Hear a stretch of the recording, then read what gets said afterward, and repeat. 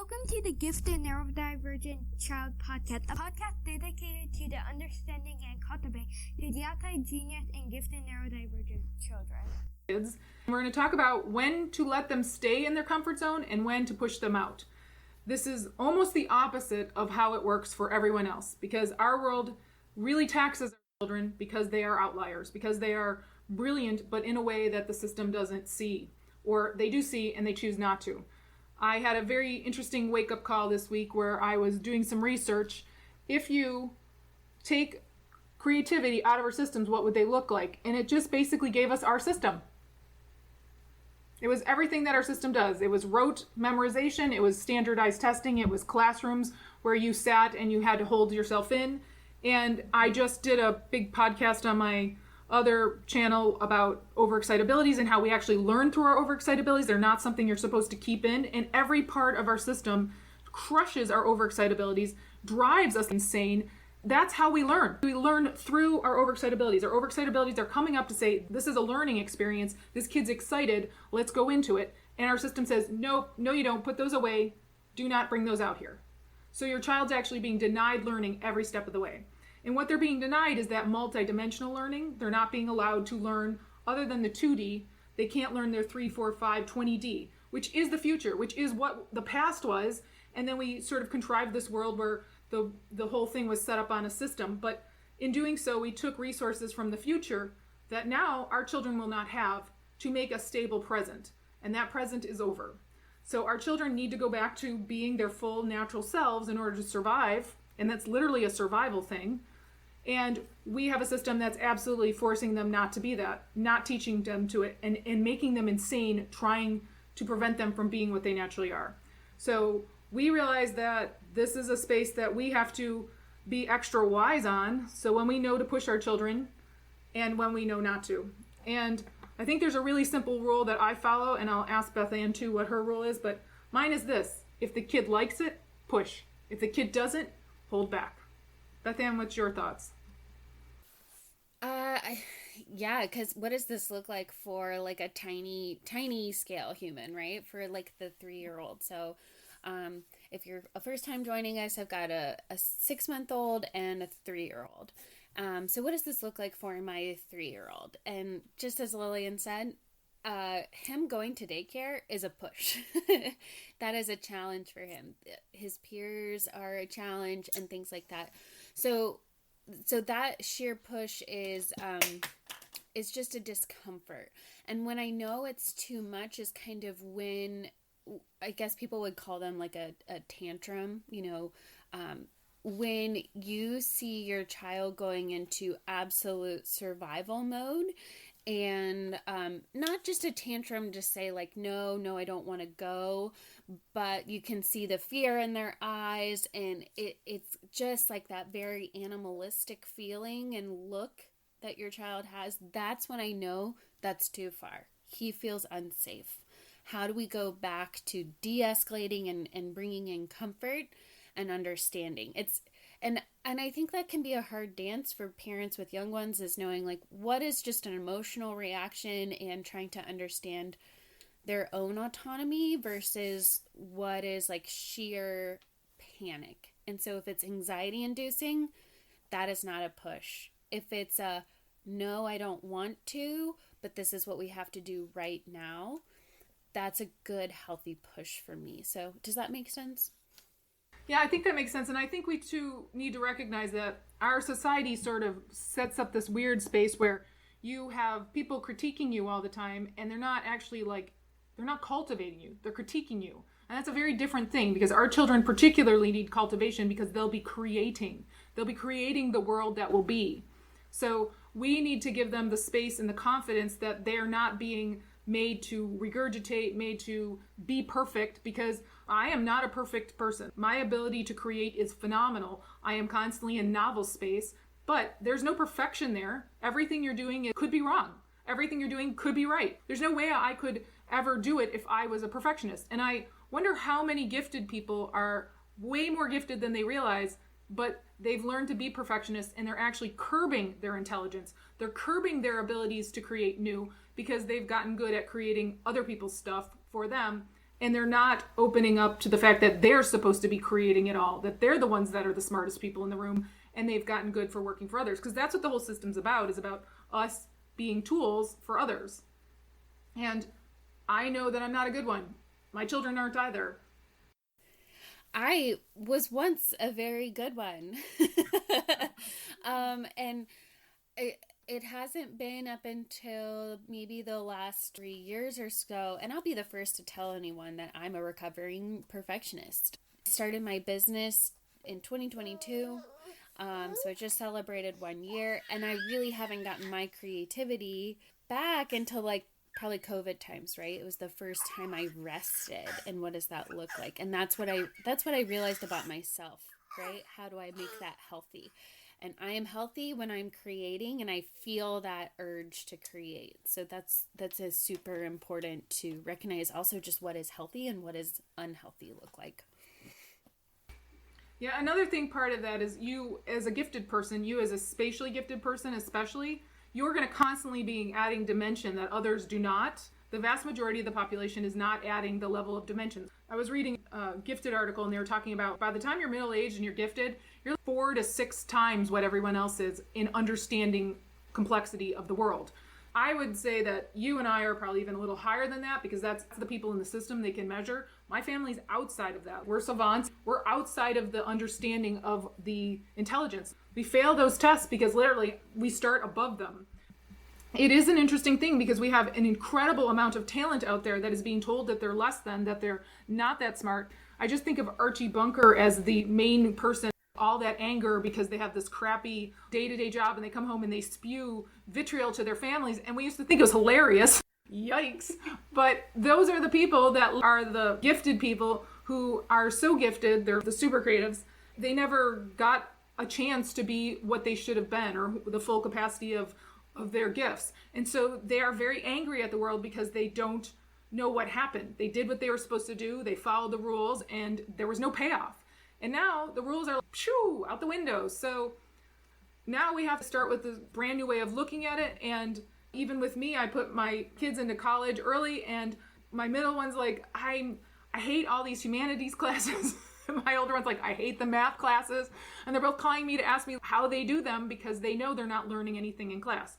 So we have to figure out a new way of going about it because we aren't 2Ders. We're so multi-dimensional that the 2D is confusing. The 2D is limited. The 2D is, how the heck do I give them back what they want when I see 70 times that and I have to figure out which one of those 70 they want?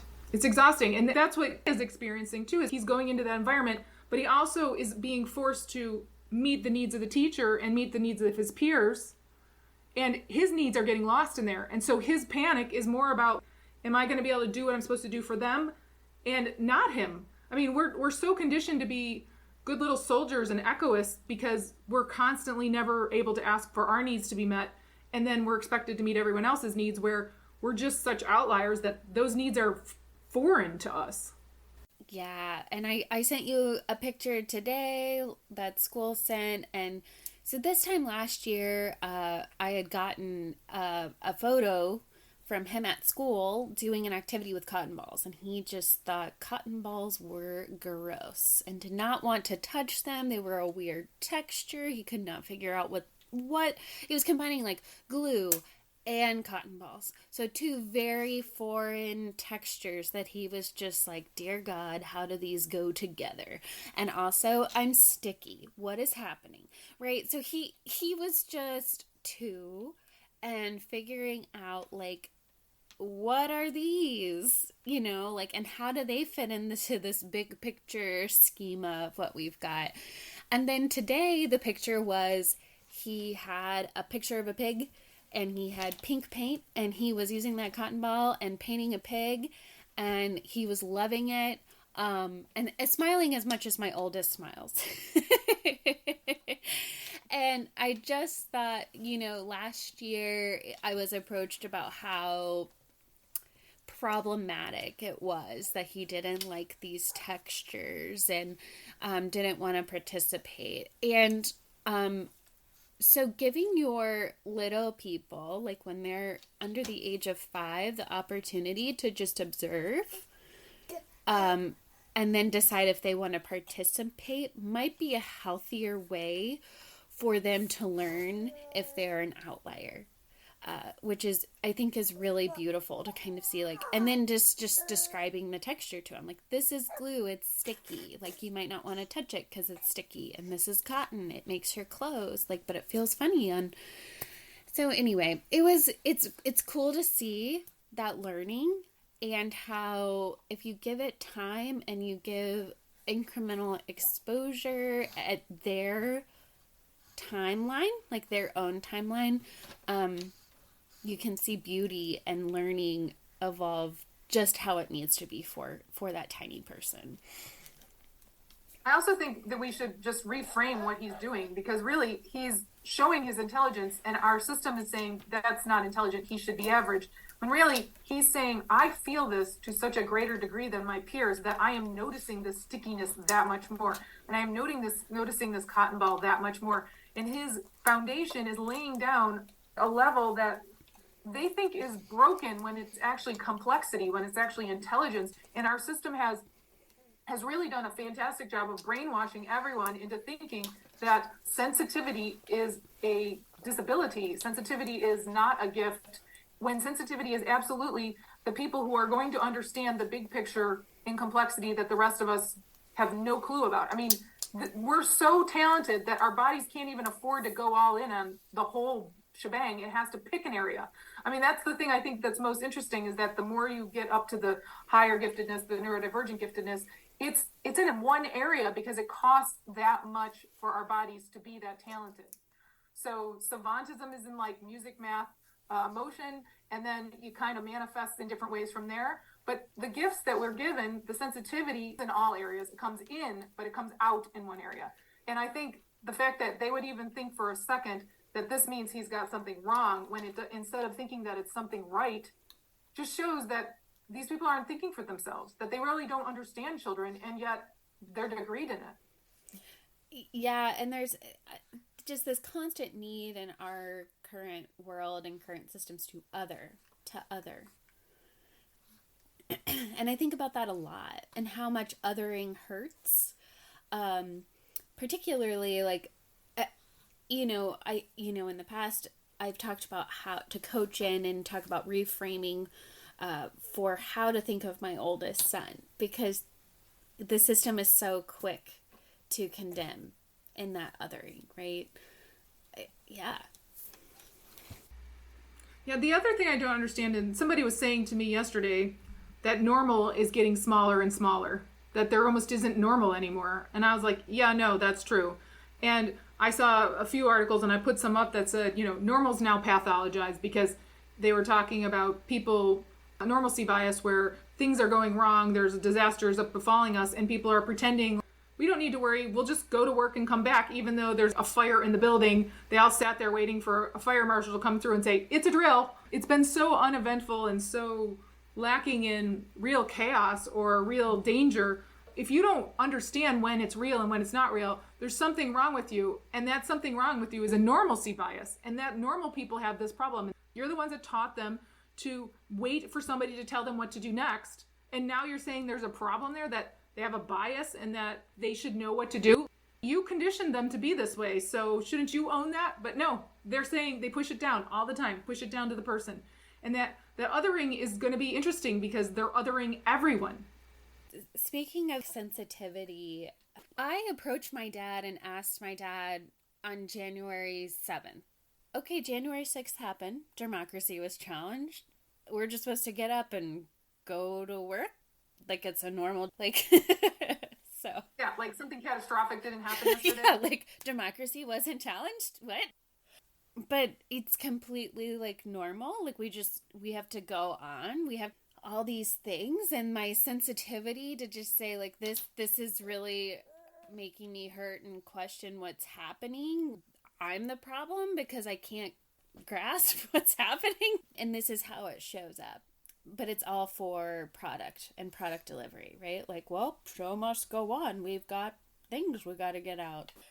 We're actually almost too conditioned to accept it as television, with reality television. And then we've had this on the news a long time in other countries, but it happened in our country. The vast majority of us are, is this TV? Is this real or not real? Because there's a massive blur now between reality and television, and we have reality television, and we had a reality television actor as a president. We really don't know anymore what's news and what's reality, what's fake and what's not. There's so much out there, and it's only going to get worse with the deep fakes, with AI. We have to get in touch with ourselves so we know what reality is, so we can make it be so, because otherwise we're giving it up to somebody who's going to make it a horrible thing. Yeah, and so this is where intuition comes in. And it goes back to that question of when to push your child and when to not, right? And it's the same thing. Like when your gut is telling you that this is unsafe, this doesn't feel right, I'm going to dig a little deeper. When you honor that in your child, that push or to withdraw, you are developing that same muscle needed for them in adulthood to understand these new challenges and these new scenarios and things like that. You are equipping them with the tools to serve them lifelong on knowing what is reality, what is their truth, and how it feels in their body, and empowering them to recognize the difference. And I think that's really beautiful because they go hand in hand, right? Like they are so important. Yeah. I think discernment is what you're talking about, right? It's like we're teaching discernment. Yeah. So we're teaching our children to trust themselves and know how they move through the world and what their speed is and where they're going. And I keep seeing this thing like come up periodically about rumination and how we all need to not be ruminating. And I keep saying, hello, this is not a bad thing. Rumination is part of spatial giftedness. My rumination, literally, I can see it coming together in my head, and it is the big picture. It is all the different sensing details that were outside of just the part I took in at that moment. And that is a huge freaking thing. Like I'm literally creating a multidimensional picture outside of just the one that I had in the moment where we were talking and going back and forth. This is adding to it. And we have been taught that this is dysfunctional, but it's giftedness. And if we use it, it teaches us amazing things. And I saw somebody say this weird thing. They said, everybody remembers when the plane crashed into the Twin Towers, the second plane crashed in, but nobody remembers if there are clouds in the sky. And I was like, oh, I do. I remember exactly where they were. I can actually go back to that day, see the TV, see myself in the room, picture that the plane hitting the thing, and I can picture the little bit of clouds in the background. And I was like, why? What do you mean we can't figure that out? I totally can figure that out. But I realized that that's because I've been embracing my rumination for 20 years now, before I had to work against it. But we do have to teach our children how to move through the world, fully embracing all of their giftedness, fully embracing the full understanding of who they are, because they are amazing and they have not been allowed to unleash that, and now they're going to need it. I love rumination. I think it's like one of my greatest tools. And I'll give you this visual for you on how it like works and looks inside my head, right? Like if you're playing slots, I don't actually know. I've never played slots, so I'm going to go with what I know from the cartoons, right? So you move the handle and all the things go and they land one at a time, right? And they land and you're trying to get all of them perfect so that you win the jackpot of money, right? So for me, rumination is like where I am trying to figure out what is the right order of how things go and how it plays out. And not only how it goes in the present, but how it then affected the future, right? And that's rumination for me. And I had a friend kind of talking about how she couldn't stop ruminating, and how I said, it's really just you trying to figure out what was lost in the pattern so that in the future you can have a different play out of those circumstances. You wanted to create a different outcome, so you're replaying what happened so that when it happens in the future, you have the different outcome that you so desire. And what tools, your rumination is equipping you with those tools so that you can go in and do better next time. And I just think that's really, really beautiful. I also think it has another component there that you're talking about, but I'm just going to highlight a little bit more.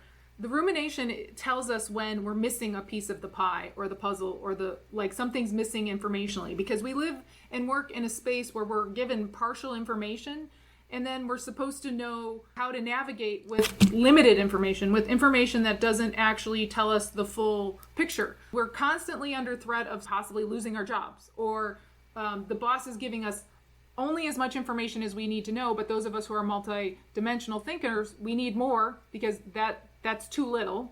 And we are struggling under that. And I struggle under that. I've always struggled because for me, I need to know where the lay of the land is so that I can navigate it, because I take in so many. And the more I know, the less I take in, because I don't see what I already know. So by knowing more, I'm more comfortable. Same for your son. By him knowing what cotton balls were, by knowing what the glue was already separately, and then having them come together was like, oh, it's just a whole different level of thing. And I think it's so fascinating that our sensitivity is that high that we're like, whoa, this changes everything. And it's just glue. It's baby stepping, but it's baby stepping because the load of information we bring in is so great that it's a backpack full of information. For everybody else, it's a tiny little thimbleful. In human nature, communication is something everybody is always working on, right? And sometimes we just assume other people have knowledge, or we're working in a system that says we have to limit what knowledge we share. So I was coaching the client on how to lead these conversations, to ask the questions so that she can get those missing puzzle pieces for herself. And I think that's a huge component. And that's something I was like, you have the answers and you have the questions that you need. Let's work them out. And let's play out the scenario. Let's practice so that you feel equipped to go into that room and say, here are the key components that I'm missing. How can you help me fill in this big picture? And you do that in parenting. You do that for yourself. We do that for our clients. And that's how we're going to build that better future together, right? That's the beauty of building and finding these components of pushing and discernment. And the other interesting thing is it really does develop your relationship with your child to a much deeper degree by you having these negotiations with them all the time. Where's your limit? Let's find out. Let's figure it out. And then saying, okay, where can I push you a little bit? Where can we go outside of your box so we can make it bigger? And you let the child decide, and they learn how to manage their energy. They learn how to manage their sensitivity. They learn how to navigate the world so that it best fits them. And that is the greatest gift a parent can give a child. I mean, what else is our role other than to help them know themselves besides feeding and bathing? I was just having a conversation with a friend the other day about Shakespeare lines that work and Shakespeare lines that don't work. And one that does work is "Know thyself," right? I think that's an important one. If we can all sidebar one day and talk about all the things that Shakespeare did wrong, but that is one that is just huge. Know yourself, right? Shakespeare is an actually great example because it goes back to my not perfectionism thing. Shakespeare never wrote second drafts. Did you know that? He wrote a first draft. So they panned him kind of as not a very talented guy in the beginning because his brain was such a high functioning, constantly going brain that he wrote a single draft and he immediately took it to the stage and he made his changes there. But his stuff is so verbose because it is not reduced. It is literally his first draft, and then he takes it to the stage and he cuts some of it. His brain was constantly going. My brain has a similar thing going. And so when I learned that thing about Shakespeare, I was like, okay, now it all makes sense. And it is context that makes everything make sense. So because I'm a multidimensional thinker, because I was like, why is he so verbose? Why is everybody just talking and talking? Who is like that in real life? But when I realized it was his first draft, and I realized he changed it on the stage, and I realized he was his brain worked like that. Now I can sit through those plays. I couldn't sit through them before. That's so cool. It's fascinating, right? It to is. find out what how people's brain works, and I love that. That is so cool. You know, I can see that in my oldest too, is like there's a world of amazing and joy going on in that creative brain of his. And there's a song going, and there's a dance going, and there's a movement going, right? Just like my brain is constantly worrying as well. It is on the move, it is working hard. I think that's been the hardest component of parenthood, particularly motherhood for me, is there's no stopping it, right? There's always something. And the creativity and that joy is like definitely the rest, right? Is when I can concentrate and deep focus on that creating for that spatial giftedness. That's the one time that maybe the worrying gets focused, which is cool. Yeah, now it is clean and tight. We are constantly making into something. Part of my goal for my children was to give them that as early as possible, because why should we have to go through 20 years of undoing what we learned because it didn't suit us? Yeah, when you take on a client, do you feel like you are equipping them with their inner knowledge to deconstruct what they were taught? That is such a huge focus sometimes in my work. So many of us learn through mirroring that we never got. So I realize that on so many levels, I am giving this client just the reflection of themselves that they weren't allowed to have. We were all repressed in the system. We were not allowed our overexcitabilities. We were not allowed to be as we are. And I have moved through that to the other side where I am exactly what I'm supposed to be. I'm the outlier I'm going to always be. And this is my high functioning.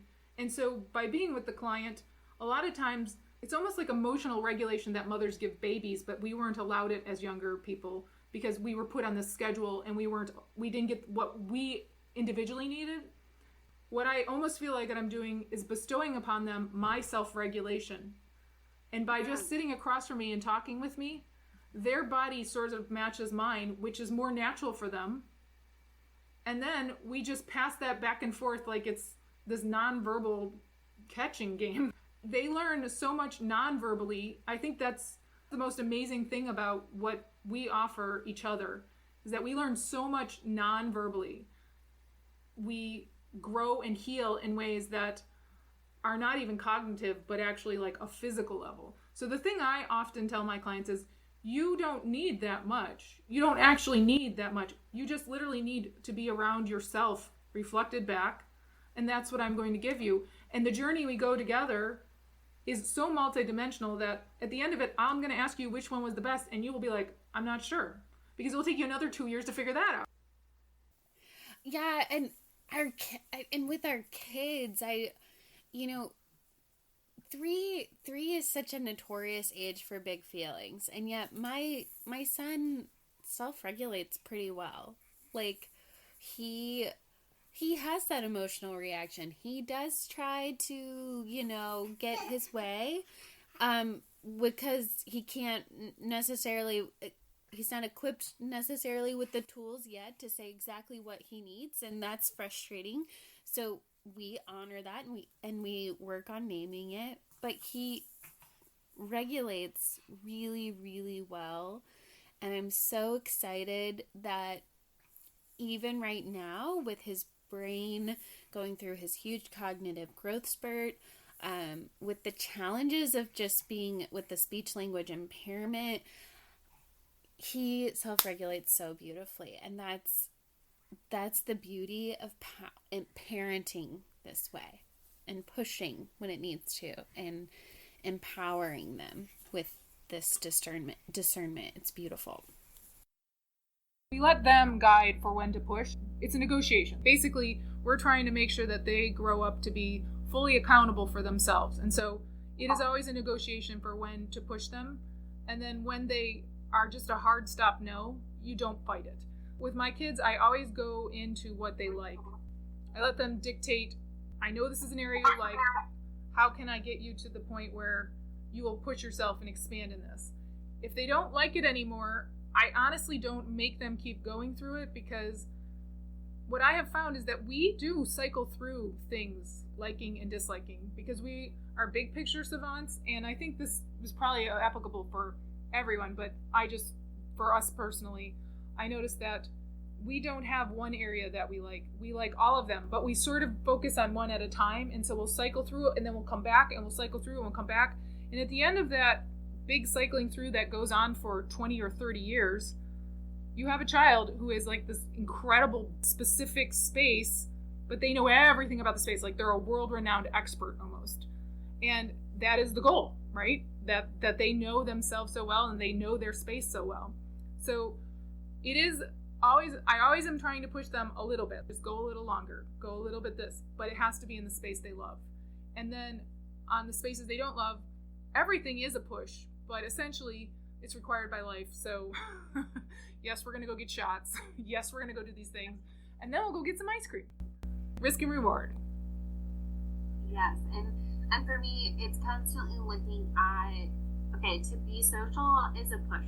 Okay. So maybe a full day daycare of 5 hours is a little bit too long for you. But what if we did 9 to noon? Or what if we did 9 to 2, 3 days a week, right? So things like that, where it's like recognizing I have boundaries and needs as well as the parent. You have needs as well. I'm here to make sure that yours are met, and that you are equipped to fully become an adult that owns themselves, loves themselves, and cares for themselves. My middle kid is taking anatomy, and she really didn't want to take anatomy, and it just happened to be one of the only classes that was available for her, so she had to take it. And it turns out she loves it. So sometimes say, okay, I know this is going to be an intensive class. I know that this is going to be something that learns in a way that you don't. But when the big picture comes around, that's when the payoff is. And you will push them to go into it because it is something you're pretty sure they'll like. And you say, if you can get to this point, I guarantee there's a reward there. And when they realize and they get to that point and the reward is there, they trust you, they trust themselves, and they know that some discomfort in the beginning is worth the payoff in the end. There is this delicate dance you're doing, but to just make a child do something because the system says it should or because they just have to, that's a hard sell for our kids. They're really smart, and they're going to make you know that wasn't true if you're wrong. And then you're going to have to come back from that. You have to be a little bit ahead of that and being conscious of what their lives need and what's going to grow them and what will pay off. And I'm not always correct, but my children do forgive me. And then the next time we negotiate more. I think the line, let's just try it. Let's just see what happens. Let's just try it once. You know, it's an open invitation to proceed, but not a push that you have to do it always, right? You know, like let's just see. Or we can do hard things. We have to get shots. Yeah. We'll do something fun afterward. Those are all just really important and cool experiences. And like you said, when you get it right, it's wonderful. When you get it wrong, you're both learning. So take that growth mindset and go. The other thing that helps is children that have siblings, or if you have like a older mentor for your kid. I have gotten my kids mentors that are kind of like them out in the world because their teachers aren't often like them. And they will tell them their experience, and then they'll come back and say, now I want to do it. I will enlist teenagers that help with my younger kids or their older brother. My son does the gaming with Aiden because a lot of times what happens in those things is like these kids are struggling and their parents can't convince them anymore to like come out of their house almost. And so what my son does is tells them all the fun things he had when he did do this or he did do that. And that's another valuable thing. A lot of times their peers are somebody that they'll trust, and they'll give them an example that I forgot or I just didn't have because it's something new. So get the help of people you trust, enlist others that are older than them but younger than you. I mean, be smart about it, and whatever tool you can pull out of your bag, use it. Yeah, our babysitter has 2 girls who are 5 and 8, and they're perfect for when she comes over to babysit. She brings her girls because having those older, sensitive kids alongside my son, they do so well together. And also for him, he gets to see healthy siblings who communicate, negotiate, not get along, but to get along later, it's really beautiful for him to equally learn from those two as well. So I think that's a cool way to also invite people in as well. If you have a wondrous caretaker that you trust to care for your children and they have kiddos too, invite them along and invite them in. And I love her girls so much. So it's building that community component too, and that's a beauty in itself as well. Yeah, actually the peer group thing that they do where everybody's the same age is really detrimental to our children because they're not the same age mentally. They may be physically, but they're not. So when you introduce very different ages, they're getting a chance to stretch their legs in areas where they are that old. And even though it might only be one area, they're finally connecting with someone because their growth is so different. So I think older kids and younger kids, for my kids, are total winners. And I can get my kids to do things to convince younger kids that they won't do if I'm trying to convince them. So it is funny to watch them convince younger kids to do something that's good for them, and then they'll go do it because they have to be a good example. Yeah, absolutely. And I've said it before on this podcast, I'll say it again, you just said it as well. The peer-to-peer is the push for my son. He does fine with older kids. He does fine with younger kids. But that peer-to-peer can be quite a challenge, yeah. Yeah, same for mine. And it's funny because two of mine love their peers, but they also need both. And the other one doesn't care at all about her peers and wants everyone else, but also in very small amounts. Yeah, my oldest is a lot like your middle. His dad and I are his world, and then everybody else is just taking up space in it. And that is just you knowing them and saying, okay, she'll go spend all that time with animals and she'll see their patterns or science or whatever. So there is a place, and then she will apply what she learned from her animals to her relationships outside of that, which I think is really cool because she'll be like, oh yeah, and she'll tell me how this is like something some animal does as a wolf. I totally understand what you're saying. I would look for it in a human, but her giftedness is in science. So for her, the patterns are in science, and the people patterns, they're just a part of science. Yeah, that's exactly right. People are data. Yeah, and I think yours, being as musical as he is, it will be interesting to see what he chooses, because I watch this with my sister and my niece. They're definitely musical savants, and yours definitely has that music thing, and they'll pick it up in rhythm. I watched my sister move the world, connecting people through music, through words and poetry, and it's such a different way. I would never do it, but we each have our unique, very extreme, awesome way, and all we have to do is just sort of allow it to be. Yeah, my first degree is in music, and it's the poetry that got me in. Yeah. Right. And for my son, he's already recognizing the patterns of music, like he counts the motifs. And I'm like, wow, look at you. That's a really cool music theory concept that you're like discovering on your own at 3, counting like, oh, this motif has happened 4 times, mama. Like, that's crazy. That's so cool.